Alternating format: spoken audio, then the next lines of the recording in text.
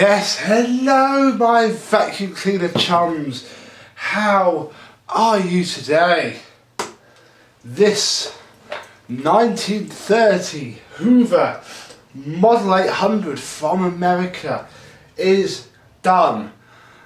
And what a transformation it has been. I cannot take all of the credit for this. The handle you will see was done by somebody else. The polishing that you can see was done by somebody else. But as you saw there in that little opening clip, I wasn't going to bother talking. I didn't need to. It is done, dusted and looking really, really good. So let's have a closer look at it, and I'll start here before we get to the close-up shots of the machine, because as you can see, this is the handle with its 2-speed switch.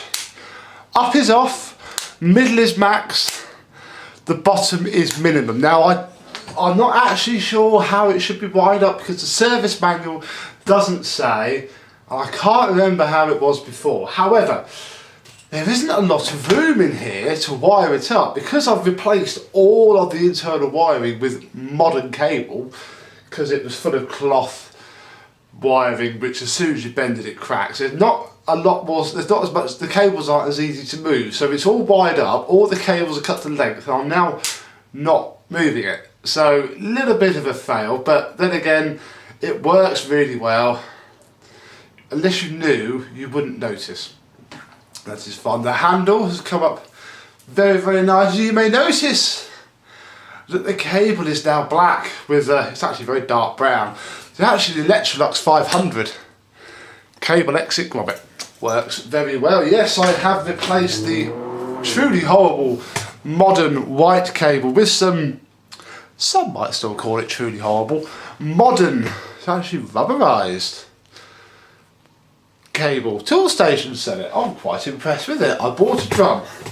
You'll see it again on some of these old ones because black looks better. Didn't have the original cables anyway, it had that awful modern one that you saw, the white one. This is very nice. It is 3-core, so on UK machines I can earth them. You earth it off the handle.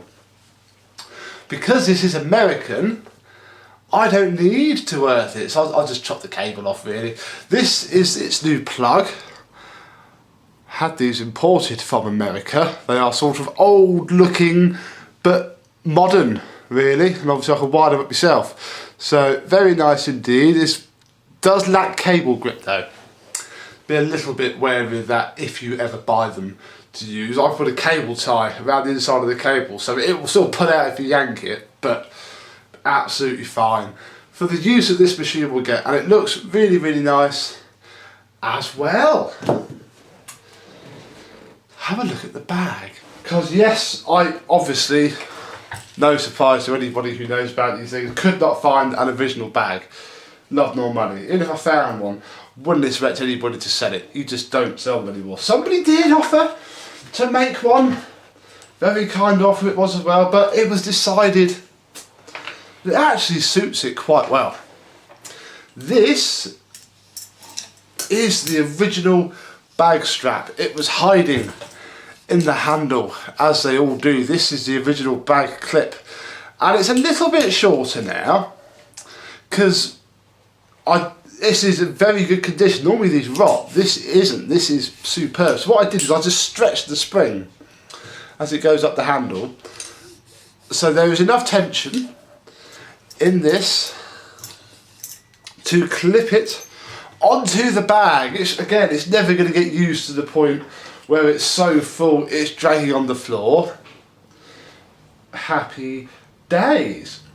Talking of the bag, if I can take it off, I don't think I can actually because I screwed it on, so we'll have to have a look inside the top. The other reason that I don't even need to do that, do I? Oh, silly Becco. It's because I've been doing a UK 612 at the time of filming this, which has the normal way of doing the bag. In fact, we'll hand this back up.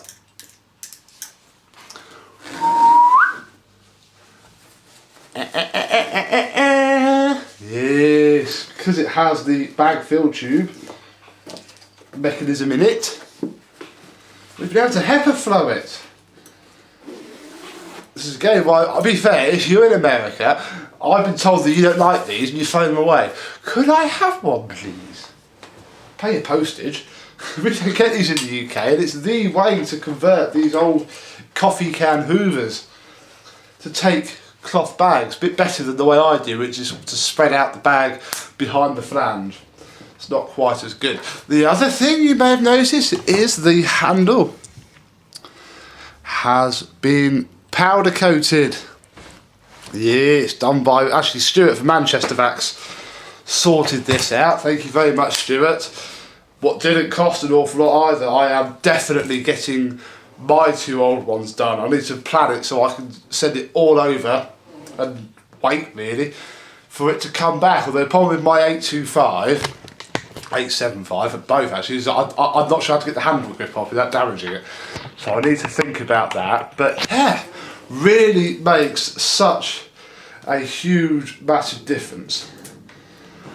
Really, really huge. Right, suppose best show you the money shots really, because Dorian from Hoover Lux has excelled himself again. That is just absolutely beautiful. Really is ever so shiny. I am massively impressed. In fact, I spent a whole night buffing it with my Maguire's, which doesn't really polish metal. It's not that good. But it took the fingerprints off and made it shine.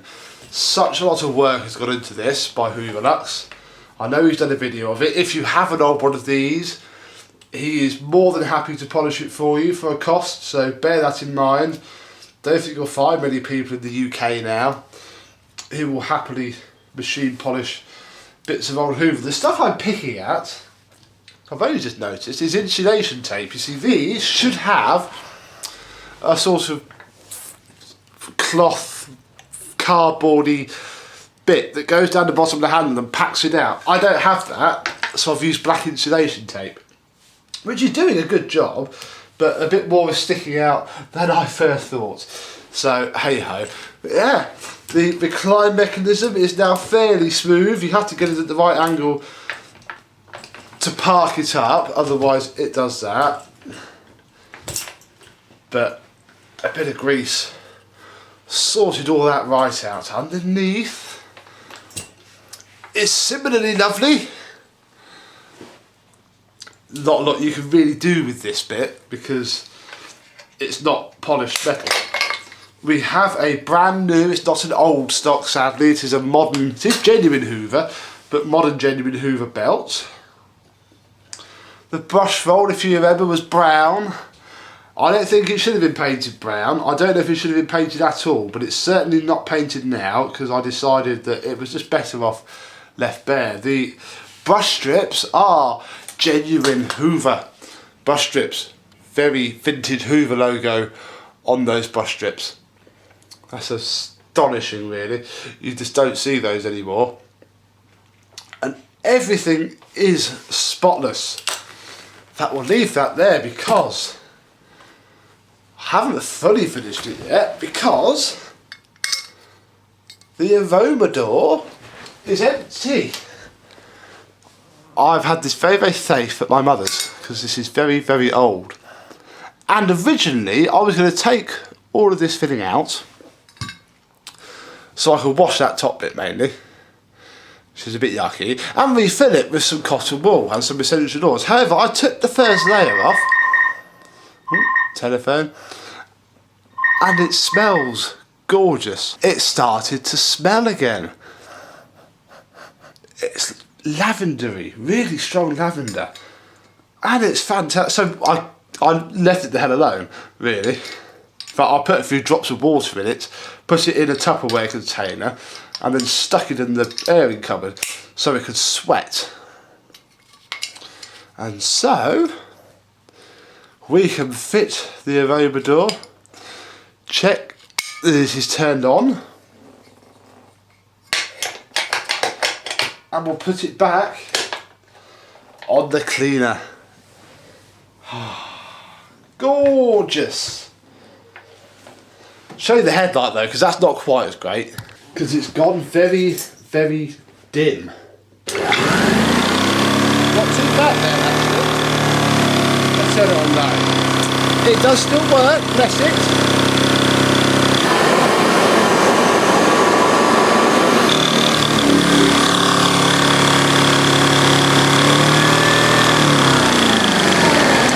But it is quite dim. Problem with it is it is a 110 volt bulb, and it is a very old 110 volt bulb.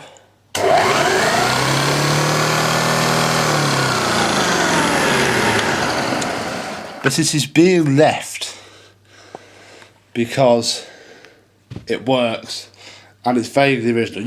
I can turn it off, of course.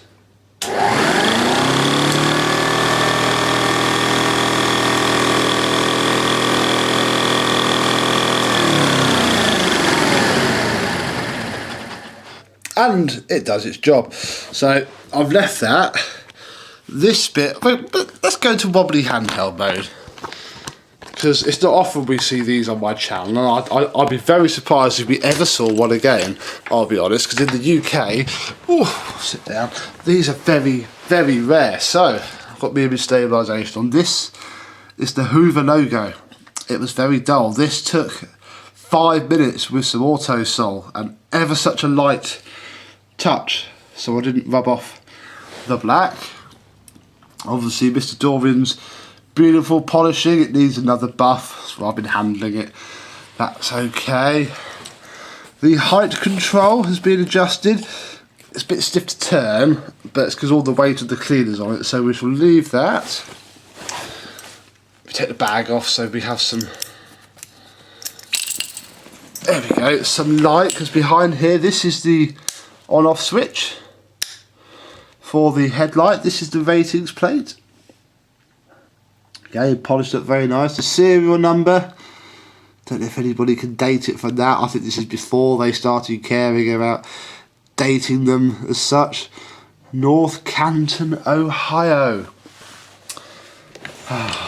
It's just gorgeous. I've had it out in the front room just to look at, really, because it is really, really good. But it can look as good as it wants, really.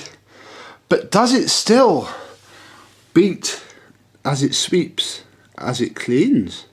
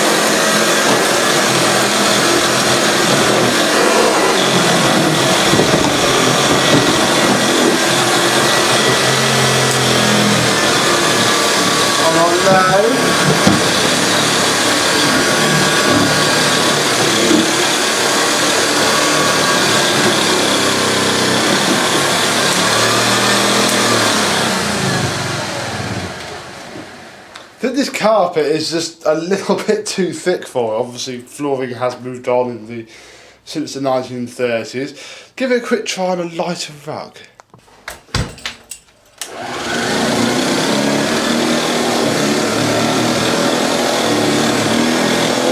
That's dripping a lot more there.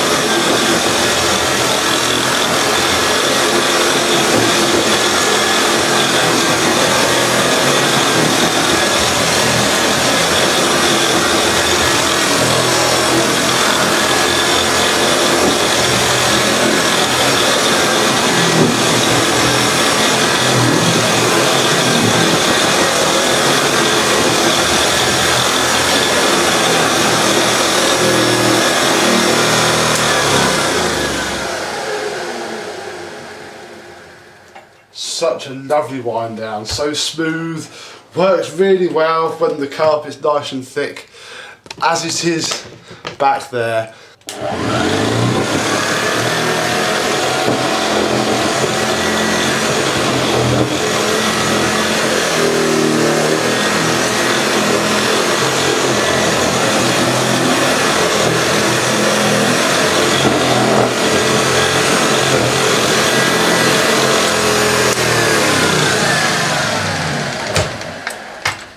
So there we go. This old girl is done. Ready to be, I'll have to wipe it down again now before it goes back, although I'd imagine the owner will probably have to do it as well when he gets it out of the box and puts it onto display, which is where it will go, although you and I both know that you could plug it in and quite happily vacuum your house without a care in the world, knowing that it will do a very, very good job indeed. So this is one of those machines. This has been an utter privilege to have seen, to have used, to have shown you really, because I doubt we'll ever get another 800 on my channel ever again, because, well, they're not supposed to be here, as you can tell by me having to use this thing to power it throughout all of these videos that we have seen. So can't wait to get the rebuild thread written on this, because it's going to be a good one. And for now, for me, the Hoover and the 110 volt transformer, I shall see you soon. Bye bye.